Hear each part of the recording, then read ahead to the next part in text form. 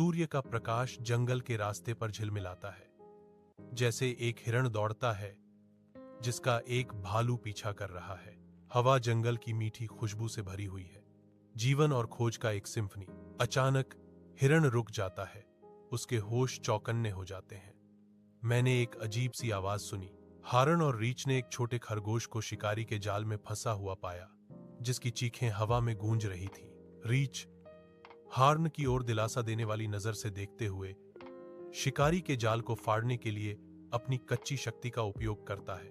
अब आजाद खरगोश कृतज्ञता और हाँफते हुए कहता है, शुक्रिया। शाम को झील का किनारा के पास हरण और रीछ शांति से बैठे थे।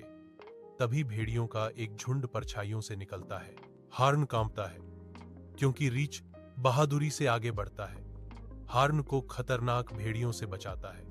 रीछ की शक्तिशाली दहाड़ गूंजती है, भेड़ियों को चौंकाती है, जो जंगल में वापस गायब हो जाते हैं। हार्न कहता है, धन्यवाद रीछ।